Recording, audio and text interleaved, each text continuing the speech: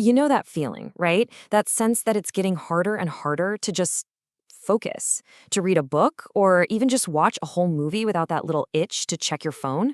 Well, you are not imagining it. Your attention span isn't just shrinking on its own. It's being actively dismantled. And yeah, a huge reason why is that little device you carry around everywhere.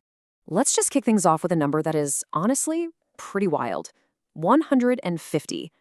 That's how many times, on average, we check our phones every single day. And you gotta understand, each one of those little checks isn't just a quick glance. It's an action that is literally rewiring your brain. I mean, think about it. Be honest. Even right now, watching this, do you feel that little twitch, that little nagging thought in the back of your head to just see if there are any new notifications? That's the feeling we're talking about. It's become this physical, real thing in our lives. So why? Well, it's definitely not an accident. It's all by design. Which brings us to way number 1, the dopamine slot machine. This really gets to the heart of how your brain gets so hooked on these little glowing rectangles. Okay, so here's the science behind it. It's something called a dopamine loop. See, every time you get a like, a comment, or you see that little red notification dot, your brain gets a tiny hit of a feel-good chemical called dopamine. But here's the trick. The rewards are totally unpredictable. You never know when the next one's coming, and that randomness is what creates this constant, nagging craving for more.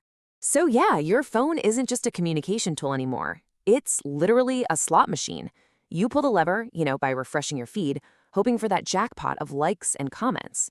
And over time, this makes slower, more focused activities like studying or deep work feel kind of boring because they just don't give you that instant chemical rush. All right, let's move on to way number 2. And this one is all about the true cost of what we think is multitasking, but what's really just rapid distraction. Think about this for a second. That quick look at your phone, we all do it. We glance at a text and think, no big deal, I'll get right back to work. But the research is pretty shocking. It takes on average 23 minutes and 15 seconds to get back to your original level of deep focus. Let that sink in. If you're checking your phone every 10 or 15 minutes, you are literally never fully focused. So why does it take so long? Well, there's a name for it, attention residue. It means that even after you put your phone down, a part of your brain is still chewing on that text or that email or that news alert you just saw. You're never fully present in what you're doing because your attention is always left a little bit fragmented.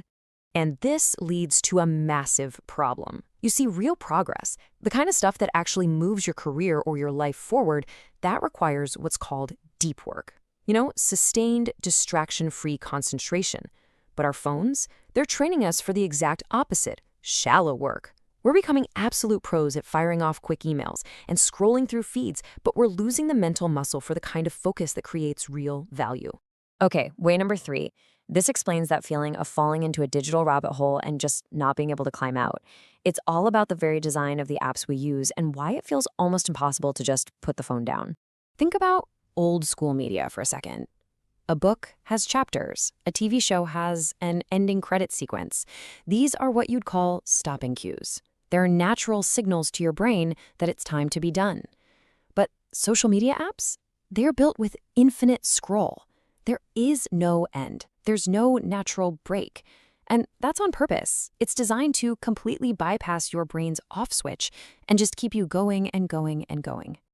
All right, let's get to our final and maybe the most fascinating point. We're calling it wave 4.5, phantom phone syndrome. This is where the digital world really starts messing with your physical senses. I'm willing to bet this has happened to almost everyone watching. You feel that very specific buzz in your pocket. You reach for your phone, you pull it out, and nothing.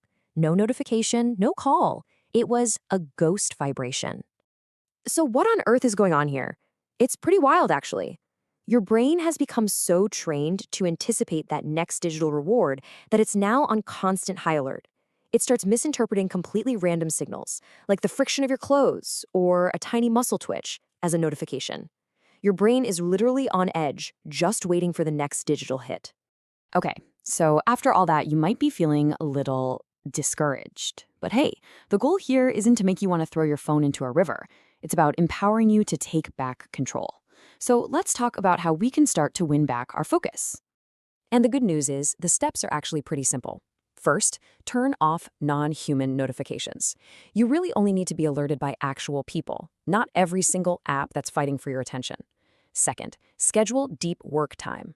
I'm serious. Just 1 hour a day with your phone in a completely different room can be a total game changer. And third, create your own stopping cues. Use a timer. Decide you're only going to go on Instagram for 15 minutes, and when that timer goes off, you're done. So, we want to leave you with this thought. Your attention is the most valuable currency you have. It's what you use to build your life, to build your skills, your relationships, and if you don't actively decide how to spend it, believe me, there are plenty of companies out there who will gladly spend it for you. So I have to ask you, what's your record? How long can you consciously go without checking your phone? Drop a comment below and let us know.